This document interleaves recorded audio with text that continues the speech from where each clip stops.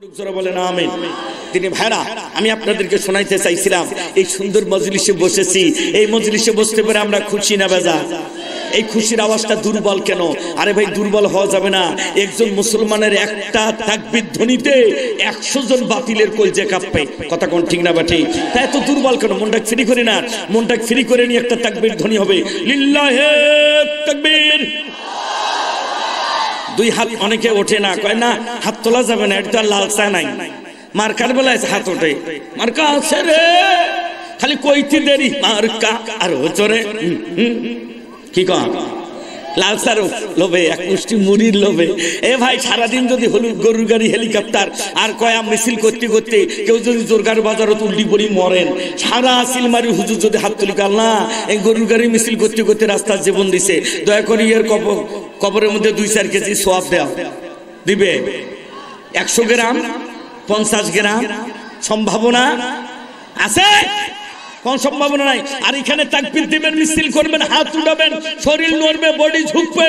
এই হকের পক্ষে বডি ঝুঁকতে যদি স্টক করেন, হার্ট অ্যাটাক করেন, আই ক্যান চ্যালেঞ্জ আল্লাহর কোরআন। আল্লাহ বলেন, ওয়ালা তাকুলু লিমা ইউকতালু ফি সাবিলিল্লাহি আমওয়াত বাল হিয়া ওয়ালাকিন লা তাশউরুন। যারা আল্লাহর রাহে কথা বলতে, আল্লাহর রাহে রাজ কায়েম করতে, ইসলামী আন্দোলন করতে যাদের মৃত্যু হবে, এদেরকে মৃত্যু বলিও না, এরা জীবিত। আমি আল্লাহ বললাম, এরা জীবিত, তোরা উপলব্ধি করতে পারিস না। কাজে লিল্লাহে তাকবীর। আল্লাহ কবুল করুক, জোরে বলেন আমিন। সম্মানিত ভাইরা, আমরা এখানে কেন এমন সুন্দর করে তাকবীর দেব? দিলে লাভ কি? আল্লাহ রাব্বুল আলামিনের প্রিয় দোস্ত বললেন, আসাবিরে, যেই মানুষগুলো কোরআন শোনার জন্য, হাদিস শোনার জন্য আজকের এই জান্নাতের বাগানে বসে গেছে, সুন্দর করে তাকবীর দিচ্ছে, তাসবিহ পাঠ করতেছে, আমি রাসূল ঘোষণা করে দিলাম, এই সুন্দর তাসবিহ পাঠ করার মজলিসে যখন জবান থেকে সুবহানাল্লাহ, আলহামদুলিল্লাহ, আল্লাহু আকবার আওয়াজ করে, আমি রাসূল বলে দিলাম, মজলিস খৈরুম মিন ইবাদাতি 60 সানা। একদিন নয়, 2 দিন নয়, 60 বছর ধরে নফল ইবাদত করলে যতগুলো সওয়াব হয়, তার চাইতে বেশি সওয়াব আমার আল্লাহ বান্দার আমলনামায় দান করে দিবেন।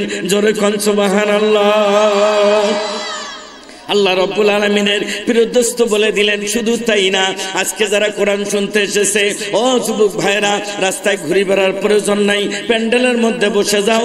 আল্লাহর নবী বললেন, যারা কোরআনের মাহফিলে বসবে, কারো আব্বা কবরে, কারো মা কবরে, আব্বা যাদের কবরে, মা যাদের কবরের মধ্যে শুয়ে আছে, নবীজি বলে দিলেন, কবরের মধ্যে যারা আছে, সন্তান আজকে কোরআনী মাহফিলে অসংখ্য আলেম ওলামাদের সাথে হাতে হাত মিলায়া, তালিবে ইলমদের সাথে হাতে হাত মিলায়া, হাত তুলে যখন দোয়া করবে, রব্বির হামহুমা কামা রাব্বায়ানি, সবাই ধরে বলেন, রব্বির হামহুমা কামা রাব্বায়ানি সগীরা। সন্তান যখন আব্বার জন্য, মায়ের জন্য সুন্দর করে উলামায়ে কেরামের সঙ্গে, হাফিজুল কোরআনের সঙ্গে, মাদ্রাসার তালিবে ইলমদের সঙ্গে হাত তুলিয়া দোয়া করবে, রব্বির হামহুমা কামা রাব্বায়ানি সগীরা, নবীজি বলে দিলেন, সঙ্গে সঙ্গে আল্লাহ মা বাবার কবরটা জান্নাতের বাগান বানিয়ে দিবে। আরো জোরে বলতে হবে সুবহানাল্লাহ। কাদের মা বাবার কবরটা জান্নাতের বাগান বানাবেন? যেই সকল সন্তানেরা বাবার জন্য দোয়া করবে, মায়ের জন্য দোয়া করবে। কিন্তু আমরা মুসলমান আজকে নিজেরা বাপ মার জন্য দোয়া করি না, নিজেরা বাপ মার জন্য দোয়া করার টাইম পাই না। কারণ কি? এই জন্যই টাইম পাই না, আজীবন তো মৌলবি গাইলেছি, আজীবন তো মৌলানা দেখতে পাই নাই, আজীবন আমার বেট সন্তানক মাদ্রাসা দেই নাই তো দেই নাই। এখন নিজে বাপ মার জন্য কোরআন পড়ি দোয়া করব, এইটার অভ্যাসও আমার নাই। এখন আমি কি করি? বাপ মরি গেছে রে, মৌলবীর তো টাকা দিয়ে কেনা যায়, যা 10 জন মুশরিক দাওয়াত দিয়া কোরআন শরীফ খতম করে নেওয়া লাগে। বাপ মরছে যে, আল্লাহ দিছে লাখ লাখ টাকা, কথা বুঝেন নাই? টাকার তোর অভাব নেই, বাপ মরি গেছে, আমরা তো বেটারা বেডিরে কোরআন পড়বার পাই না। তাড়াতাড়ি করো, হুজুর ডাকে নিয়ে আসি, কোরআন খতম করি নাও। হুজুর ঘর ডাকে নিয়ে আসি, ঘরত বসাইলো, ভাড়াটিয়া হুজুর। জোরে বলেন কি হুজুর? ওলামায়ে কেরাম যারা আছেন, পায়ে ধরে বলছি, মনে কষ্ট নেবেন না, মনের দুঃখে কথাগুলো বলবো।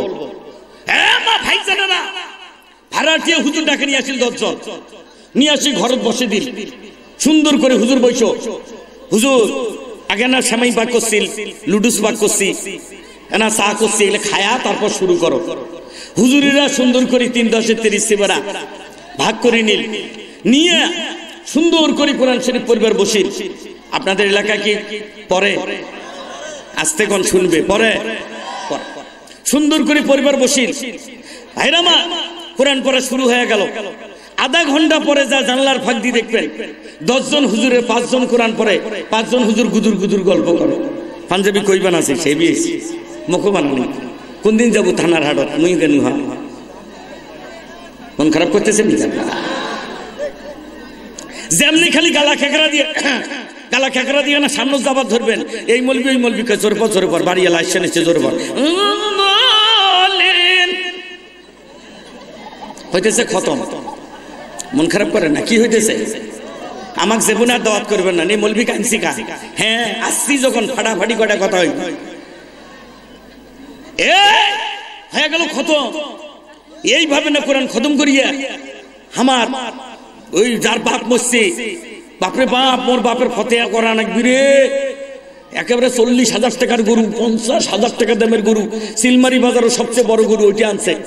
সবাই কি কয় আরে আমার বাপের ফতেয়া করছি 3টে গরু 2টে মোষ এই ফতেয়া সাজাইছে হুজুর ঘরও ডাকাইছে এই সুন্দর ফতেয়া করিয়া বাপক জান্নাত থইবি মাওক জান্নাত থইবি। কিন্তু তরকারি পাক করবে ধরিয়া একবার মরিচ দিছে ভুলুতে বাবুসে আরেকবার এক খামসা দিছে। হয় না এরকম? যেমনি ঝালকোনা বেশি হইছে হুজুর তো কোরআন খতম করে কয় চাচা কোরআন খতম হয়েছে বলে হয়নি কি বল হ্যাঁ এলা বলে তোমার বাপের কবর দোয়া করি কয় আমার আব্বার কবর অনেক দূর যাইবেন ফিরে আসবেন খায়া যাও দোয়া করি এলা ওদি বাইর যান ভালোই তো হয়। মোটামুটি ভাবে হুজুর খাবার বসলো। খাবার বসিয়া খালি ভাত মুখ গোস্ত টান দেওয়ার সাথে যেমনি খালি গাছের ঘাও থাকলে অবস্থা তো আরো খারাপ। খালি যেমনে ঝাল লাগছে ওরে ভাত এগুলো ভাই মানুষ দাওয়াত খায় বাড়ি যায় ফির ভাত খাওয়া অনেক বেশি আগে জানলে আনুই না হয়।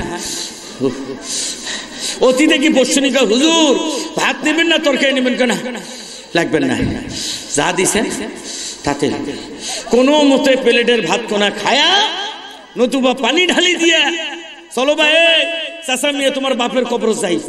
বাপের কবর যায় চোখের নাই পানি ডাকের টানা টানি আল্লাহ ইয়ার বাপ মা দাদা দাদি 14 গোষ্ঠী ঘুরে আজার মাফ করে দিস আল্লাহ আল্লাহ হেসাক লাগে দেখো মলবির চোখে দেখ ফোটা পানি মিশা কথা কইলা মুসলমান মলবির চোখে পানি থাকবে কেন? তোমার বাপ মরি গেছে বাপ তো কোরআন পড়িয়ে না পড়িয়ে মরি গেছে। আজকে যে ভাড়াটিয়া মলবি তার চোখের মধ্যে পানি নাই তুমি সন্তান হয়ে দোয়া করতে পারো না। মনে রাখিও ওই 50,000 টাকার গরু জবু করিয়া 1 লাখ টাকার গরু জবু করিয়া তুমি খিলাবে মিসকিনদেরকে অসহায়দেরকে তাদেরকে খাওয়ানোর কথা। লাস্টে ওই লাইন হয়ে ফতেয়ার বাড়ির বসছে সিরে কাপড় পেন্দা তারা জায়গা নাই লাস্টের মাথার মধ্যে কোনো মতে না বসছে হয় পটুয়া নাই বর্তমান ওয়ান টাইম প্লেট নতুবা তাকো তার ভাগ্যে নাই সিরা কাপড় পেন্দা গরিব মানুষের বাচ্চা তার প্লেট কেন ভাগত নাই কলার পাতা নিয়ে বসিয়ে আছে ওই পাতার মধ্যে যা আটার ডালির দলা গোস্ত মনে করে আটার দলা এখান দেয় আহারে এই কষ্ট করে ভাত খায়। আর ওই ফতেয়ার বাড়িতে বিয়ে আর জামাই যখন মোটরসাইকেল মাইক করে নিয়ে আসে কয় তোমরা ওই বসেন না বিয়ে মান সম্মান আছে না তোমরা ঘরত বসো তোমরা বড় ভোগরানি ঘরত সোপাত বসিয়া গরুর গোস্ত ফতেয়ার গোস্ত কামুজ দি তুলে আর দেয় বিয়ে খাও তোরা জীবনে গোস্ত খান নাই জনমের মতো ইতিমের গোস্ত খাও। কথা জোরে কর না গান ঠিক না পাচ্ছি। আরে বিয়ের হক আজকে না আজকে বিয়ের হক না আজকে ইতিম মিসকিনের হক আজকে গরিবের হক। আর আমরা আজকে বাপ মাও মরে গেলে যে অনুষ্ঠান করি ওই বিয়ের মধ্যে তো ডাকবার সুযোগ পাই নাই সাগাই মিলেনি অনুষ্ঠান করে ফতেয়ার বাড়ি।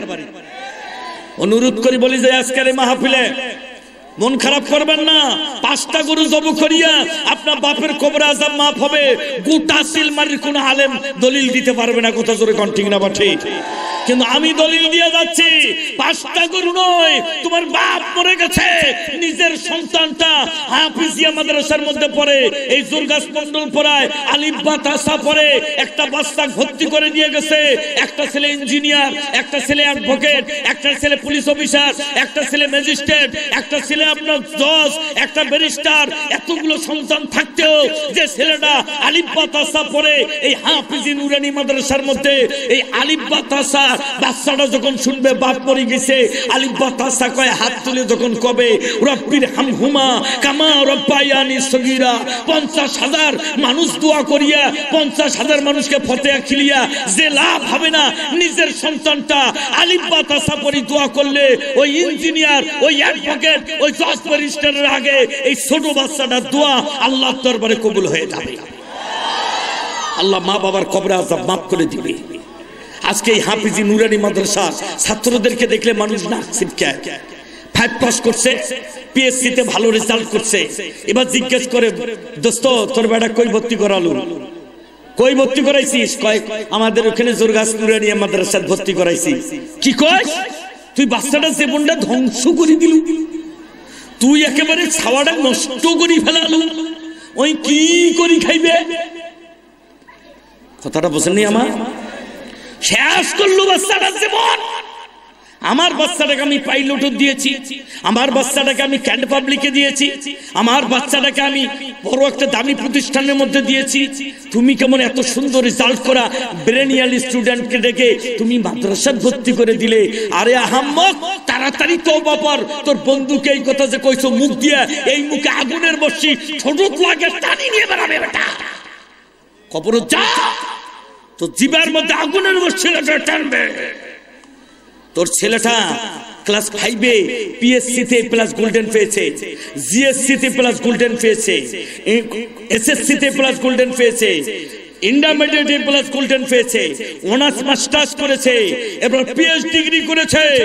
এই পিএইচডি ডিগ্রি করা সন্তানটা সকাল থেকে সন্ধ্যা পর্যন্ত বাপ মা মারা যাওয়ার পরে যদি ওয়ান ডে পারমেন্ট কাম টু পড়ে ইংরেজি পড়তে পড়তে মাগরিবের টাইমে হাত তুলি কয় আল্লাহ আমি মাস্টার্স কমপ্লিট করেছি ইংলিশ লেকচারার, আমার বাপ মার কবরে ইংরেজি 2-4 কেজি সোয়াব দাও।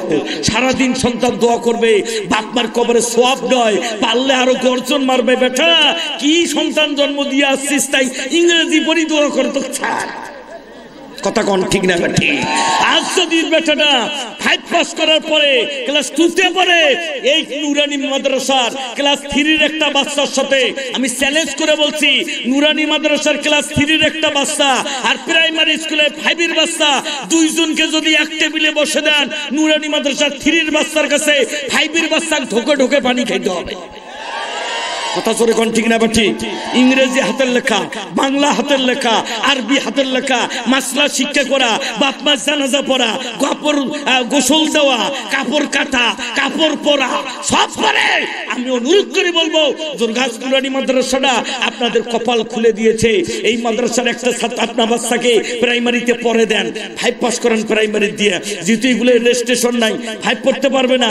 প্রথম বাচ্চাটাকে যেমনি হাঁটপার পায় 5 বছর আপনি নুরানি দেন, নুরানিতে পড়ুক, বাংলা ইংরেজি আরবি এই কেবল কথা ফুটতেছে মুখ দিয়ে, তাতে কবি আলিফ আলিফ আলিফ, একটা করে অক্ষর কবে সন্তান পাবে ৭০ নাকি, বাপে পাইবে ৭০ নাকি, মায়ে পাইবে ৭০ নাকি। জোরে কোন সুবহানাল্লাহ। 10 বছর জন্মের পর থেকে 10 বছর বয়স পর্যন্ত এই বাচ্চাগুলো একটা করে অক্ষর পড়লে ৭০টা নাকি বাচ্চা পাবে, মা পাইবে ৭০টা, বাপ পাইবে ৭০টা। এই 10 বছর পর্যন্ত যত অক্ষর পড়বে সব সওয়াবগুলো মা বাবা পাবে। জোরে চিৎকার দেখুন সুবহানাল্লাহ। তারপর আপনি 10 বছরের যদি একটা বাচ্চা 5 বছর 6 বছরে আমাদের এই নুরানি তালিমুল কোরআনে ভর্তি করে দেন, তাহলে দেখবেন এই মন্ডল পাড়ার থেকে এই বাচ্চাটা বয়স যখন 10 বছর হবে তখন সে 3 পাস করবে। যেরকম মারহাবা। 10 বছরে যদি 3 পাস করে এরপর ক্লাস 4 ফাঁকা দিয়া ক্লাস 5-এ প্রাইমারিতে ভর্তি করাবেন, তবু প্রাইমারিতে রানিং স্টুডেন্টদের চাইতে আমার এই নুরানির বাচ্চাটার ভালো রেজাল্ট হবে ইনশাআল্লাহ। তারপর এই বাচ্চাকে আর আপনার মাদ্রাসা দিতে যদি মন না চায় দিয়েন না, এরপর স্কুলে পড়বে, সে পুলিশ অফিসার হবে, ইঞ্জিনিয়ার হবে, অ্যাডভোকেট হবে, ডাক্তার হবে, কারণ তার ভিত্তি ছিল কোরআন। ডাক্তার হয়া ইঞ্জিনিয়ার হয়া আসিয়াও মা বাবা জানাজা নামাজ পড়াইতে পারবে, কারণ এগুলো শিখেছে শিশু বয়সে। শিশুকালে যাহা শেখে মৃত্যু পর্যন্ত তা ভোলা যায় না। কথা জোরে বলেন না কেন ঠিক না বা ঠিক? আর কি একটা সুখবর দেবো আপনাদেরকে, এই নুরানি মাদ্রাসা, এই মাদ্রাসা আপনার বাপের ফতেয়া করেন গরু জব করে, একটা ফতেয়ার গরুর দাম 40,000 টাকা। 40,000 টাকা দিয়ে এই মাদ্রাসার রড কিনে দেন, নতুবা একটা রুম তৈরি করে দেন। নুরানি মাদ্রাসার বাচ্চারা ওখানে হেফজখানার, কিতাবখানার একটা বিল্ডিং রুম 40,000 টাকা দিয়ে আপনি করে দিবেন। কিয়ামত পর্যন্ত আপনি মরি যাবেন, বেটা বেটি মরবে, নাতি নাতি মরবে, সবাই কবরস্থলে যাবে, তোমাকে কেউ চিনবে না, তোমার কবরস্থানটাও কেউ চিনবে না। আজকে আপনি হিসাব করেন তো, আপনাদের দাদার বাপের কবরটা কয়জন কইতে পারবেন? আপনারা যারা মাহফিলে আছেন, আপনাদের দাদার বাপের কবরটা বলতে পারবেন? একটা পাওয়াটা কঠিন, একটা মানুষ পাওয়া কঠিন। মানে দাদার বাপের কবর আর চিনি না, দাদার বাপকে আর চিনি না, অথচ ওই দাদার বাপ আছিল জমিদার, তারে জমি দাদা ভোগ করতে, সেই ভাগ এখন আমি নাতি ভাগ করতেছি। কথা কন না কেন? অথচ আমার দাদার বাপকে আমি চিনি না। তার মানে বোঝা গেল, আজকে যদি মসজিদের ইমামক ডাক দেন, হুজুর আমার ভাই 110 না, বলে কেন? বলে না দোয়া করো, কার জন্য? কয় মোর বাপ মা দাদা দাদির জন্য। আচ্ছা, যে বাড়িটা থাকো এটাতে পুরানা ভিটে, এই জমিটার মালিক তো তোর দাদার বাপ ছিল, তার কথা কি কেউ কয়? কয় বাপ মা আর দাদা, আর দাদার বাপের কথা নাই ডিলেট। এ ভাইরা, দাড়ি পাকা মুরব্বী বাপজানদেরকে হাতে ধরে বলছি, আপনিও আর 10 বছর পরে ডিলেট হবেন। আপনার ছেলে আপনার জন্য দোয়া করে, আপনার নাতি করবে, আপনার নাতি পু আসিয়া আপনার ভুলি যাবে, নাতি পু দোয়া করবে তোমার নাতির জন্য, তোমার ছেলের জন্য, তুমি ডিলেট। তাহলে সম্পদ কার জন্য করতেছেন? কার জন্য জমা করতেছেন? আপনি আপনার ছেলেকে উচ্চ শিক্ষায় শিক্ষিত করলেন, কিন্তু চাকরি নিল ঢাকায়, বউয়ের হাতের 1 গ্লাস পানি আর শ্বশুরের কপালে জোটে না। আরে কিসের টাকা তোমার এত কষ্ট করি বেটা মানুষ করে, কি হয়? লাভটা কি? ওই বেটা যদি ঢাকার মধ্যে ইমামতি করতো, ঢাকার মধ্যে মাদ্রাসা পড়াইতো, তবু তোমার কলজাটা শান্তি পাইতো। জানো, আমার ছেলে না ঢাকা মসজিদের ইমাম, আমার ছেলে না ওখানে মাদ্রাসার শিক্ষক। ওই ছেলে যত হাজার ছাত্র তৈরি করবে, যত অক্ষর পাঠ করবে, এই অক্ষরের সওয়াব মা বাবা স্পেশাল ভাবে পাইতেই থাকবে। আরেকটু জোরে বলে। তাহলে এই যে মাদ্রাসাটা, আজকে যে নুরানি মাদ্রাসাটা হয়েছে, এই মাদ্রাসার ছাত্রদের সুখবর বলি, ওই এলাকার ভাইরা, এই মাদ্রাসার ছাত্র যখন জোরগাছ নতুন বাজার দিয়ে হেঁটে যাবে, রাস্তা দিয়ে চলবে, মাদ্রাসা যখন 10টা-12টার সময় ছুটি হবে, বাচ্চাগুলো ভাত খাবার বাড়ি যাবে, সিলেট কোনা হাতত, খাতা কোনা হাতত, নুরানি কায়দা কোনা হাতত নিয়ে 1 নম্বর হাদিস শরীফ মালান নবিয়্যু, দেখুন ছোট বাচ্চাগুলো কয় কি কয় না, কইতে কইতে বাড়ির দিকে যাইবে, এই লোক কয় এ করে 3 নম্বর হাদিসটা কিন্তু হুজুর ধরবি, 3 নম্বর হাদিসটা কত শুনি। এই যে হাদিসগুলো কইতে কইতে রাস্তা দিয়ে যাবে, এই পুরো জোরগাছ এলাকায় যত কবর আছে, চ্যালেঞ্জ করে বলতেছি, এই নুরানি মাদ্রাসার ছাত্ররা যখন জোরগাছ কবরের পাশ দিয়ে হেঁটে যাবে, রাস্তার ডাইনে বামে যত কবর আছে, 40 দিন পর্যন্ত ওই কবরবাসীদের কবর আযাব আল্লাহ মাফ করে দিবেন। আরেকটু জোরে বলবেন না? তাহলে অত্র এলাকায় এই মাদ্রাসার খাতিরে যত কবরবাসী আছে, আল্লাহ কবর আযাব মাফ করে দিয়েছেন। আরেকবার জোরে চিৎকার দিয়ে কোন সুবহানাল্লাহ। তাহলে সেই মাদ্রাসার ছাত্র, এই তালিবে ইলম, এই উস্তাদদেরকে আপনাদের কদর করতে হবে, ভালোবাসতে হবে। অনেক সময় মাদ্রাসার ছাত্ররা ধান কালেকশন গেলে আমরা দূর দূর করে তারে দেই, ওই যে আসলে 6-7টা ছাত্র ধান তুলবে, আর বাড়ির মালিক করে কি জানেন, আগা ভাগায় 4টে পাতান, 4টে ধান, 1টি করে ডালি থয়ে ওই যে আসছেন এসছে আলী হুজুরের ঘরে দিয়ে দেন। এগুলো দুনিয়ার ঝামেলা, এগুলো কয়জনাক দিব, কয়জনাক দিব, আসলে এরা দেশ কামলা কয় বুঝেন নাই, চাকর কয়া 4টে ধান অতি থুইয়ে বাড়ির মালিক ভেতর ঢোকে। আরে ভাইজান, আপনি কপাল পোড়া, আপনার ভাগ্য ভালো না। আপনার উচিত ছিল দাওয়া, বিনা দাওয়াতে মাদ্রাসার তালিবে ইলম গুলো, মাদ্রাসার হুজুর গুলো আপনার বাড়ির উঠানো থাকছে, আপনি তাদেরকে বসতে দেন। ধান দেওয়া বড় কথা না, সালাম দিয়ে সুন্দর করে বসতে দেন, বসতে দিয়ে সুন্দর করে বলেন, বাবা তোমরা কখন কালেকশনত বেড়াইছেন, আমার তো ধানের অবস্থা ভালো না, তবু আমার সাধ্যে যতটুকু কুলায় সুন্দর করে আমি 2 কেজি ধান দেবো বা 1 মণ ধান দেবো, তোমরা বসো, একটু মুড়ি আছে, মুড়ি খেয়ে 1 গ্লাস পানি খায়া তারপর আল্লাহ সামনে যাইও। আল্লাহর নবী বলে, আরে যখন আমার সেই তালিবে ইলমগুলোকে কোনো বাড়িতে আদর করে বসতে দেয়, মনে হয় যেন আমি নবীকে তারা বসতে দিল। আরো জোরে বলে, আমি নবীকে বসতে দিল। তালিব ইলমদেরকে যারা ভালোবাসলো তারা আমি নবীকে ভালোবাসলো, হুজুরদেরকে আলেমদেরকে যারা সম্মান করলো তারা আমি নবীকে সম্মান করলো। কারণ আমি নবী বলেছি আল উলামা ওয়ারিসাতুল আম্বিয়া, আলেম ওলামারা হলো আমি নবীর ওয়ারিস। আরেকবার জোরে চিৎকার দেখুন সুবহানাল্লাহ। যিনি ভাইরা আমার, এই জন্য নবীজির মহব্বত অন্তরের মধ্যে পয়দা করতে হবে। অন্তরে যদি পয়দা হয়, মাদ্রাসার যদি কোথাও মহব্বত অন্তরের মধ্যে যদি পয়দা হয়, আল্লাহ রাব্বুল আলামিনের প্রিয় দোস্ত বলেন তাহলে তোমাদের জন্য সুখবর রয়েছে। আজকের এই সুন্দর মজলিসটার মধ্যে আপনারা যারা কষ্ট করে বসে গেছেন, ও তিনি ভাইরা রে, এই মজলিসের মধ্যে যারা সুন্দর করে বসেছেন আপনাদের জন্য একটা সুখবর দেয়া যায়। আমার আল্লাহ হাদিসে কুদসিতে বলেন, আমার দুটা কুদরতি হাত আজকে জোরগাছ এই নুরানি মাদ্রাসার তাফসীর মাহফিলের প্যান্ডেলের নিচ দিয়ে হাতটা ঢুকাই দিয়া পুরা মাহফিলটা আল্লাহ পাকের সিংহাসনের সামনে হাজির করে নিয়েছেন। জোরে কোন সুবহানাল্লাহ। আল্লাহ এবার হাজির করে নিয়ে ফেরেশতাদেরকে ডাক দিচ্ছেন আর বলতেছে, ফেরেশতারা আয় আয়, ফেরেশতারা জলদি করে চলে আয়, দেখ দেখ আমার বান্দারা কত সুন্দর চাতক পাখির মতো বসে গেছে। বলো তো এরা কিসের জন্য বসে গেছে, কিসের আশায়? ফেরেশতারা কয়, আল্লাহ তোমার বেহেশত পাওয়ার জন্য বসে গেছে। বলে ওরা কি আমার বেহেশত দেখছে? জোরে বলেন আপনারা কি বেহেশত দেখছেন? না আল্লাহ, ওরা বেহেশত দেখে নাই, তারপরেও কেন বসে গেছে? কয় আল্লাহ জাহান্নামের আগুনের ভয়ে আপনার বান্দারা বসে গেছে। বলে ওরা কি জাহান্নামের আগুন দেখছে? জোরে বলেন আপনারা কি জাহান্নামের আগুন দেখছেন? না আল্লাহ, ওরা জাহান্নামের আগুনও দেখে নাই। আপনার বন্ধু বিশ্ব নবী যখন মিরাজে গেলেন, মিরাজে যাইয়া জাহান্নামের দরজার মধ্যে নবীজি যখন দাঁড়াইলেন, দাঁড়িয়ে দেখতে পেলেন একদল মহিলা। জোরে বলেন একদল কি? আরো জোরে একদল কি? জাহান্নামের দরজায় দাঁড়া নবীজি দেখতে পেলেন একদল মহিলা। ওই মহিলাগুলো হাত ছানি দিয়ে বলছে, না না তোমরা এই দিকে নিয়ে আসো না, আমি সহ্য করতে পারবো না, চিল্লান দিচ্ছে আর পিছনের দিকে পিছাইতেছে। সামনের মধ্যে নবীজি খেয়াল করলেন, খেয়াল করে দেখে দুইজন ফেরেশতা আগুনের একটা কম্বল নিয়ে আসতেছে। মহিলা পিছলায় আর পিছনের দিকে পিছায়, পিছনের দিকে পিছাইতে পিছাইতে আগুনের কম্বল আসতেছে, মহিলা পেছনে পিছাইতেছে। এক পর্যায়ে এইবার মহিলা পেছনের দেওয়ালের মধ্যে পিঠটা ঠেস লেগে গেল, আর পেছনে পিছাইতে পারে না। সামনের দিকে নবীজি দেখলেন আগুনের কম্বল যখন নিকুড়ে আসতেছে, আগুনের কম্বলের তাপে মহিলার গালের গোস্তগুলো, মুখের গোস্তগুলো এবার গলিয়া গলিয়া পড়তেছে। বুখারী শরীফের হাদিসের মধ্যে আছে, মাথার চুলগুলো গলে গলে পড়তেছে। মাথার চুলগুলো যখন গলে গলে পড়তেছে, মাথার খাপড়িটা ঠাস করে উঠে গেল, মাথার মগজগুলো টকবক টকবক করতে শুরু হয়ে গেছে। আরে নবীজির চোখের মধ্যে টলমল পানি আসিয়া গেল।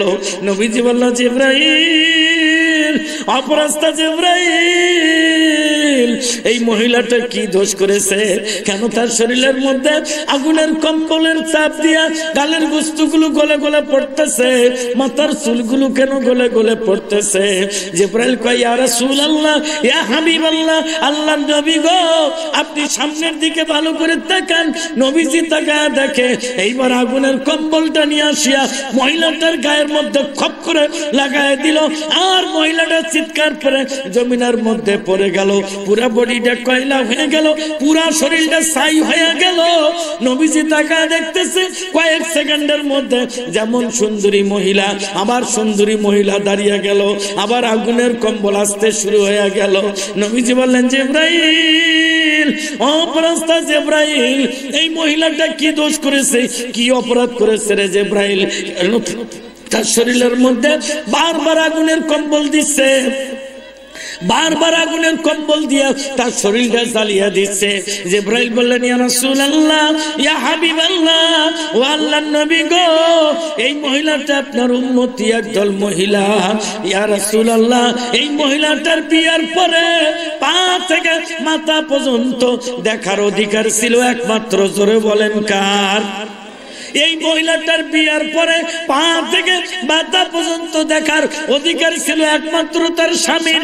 ইয়া রাসূলুল্লাহ, ইয়া হাবিবাল্লাহ, এই মহিলাটার স্বামী যখন বিদেশে গেছে, স্বামী যখন চাকরি করতে গেছে, স্বামী যখন ব্যবসা বাণিজ্য করতে গেছে, এই মহিলা তখন মডেল করে সাজগোজ করিয়া, দামি দামি লিপস্টিক লাগায়া, সুন্দর করে সাজগোজ করিয়া, পেট পিট বাইর করে দিয়া বন্ধুর বাড়িতে, দুলাভাইয়ের বাড়িতে কিংবা মার্কেট করার জন্য রাস্তা দিয়ে চলেছে।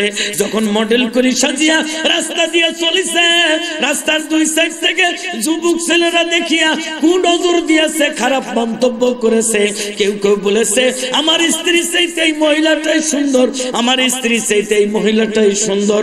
এমন কথা যখন কেউ বলছে, নবীজি বলে দিলেন, ও জিবরাইল ঘটনাটা খুলিয়া বলো।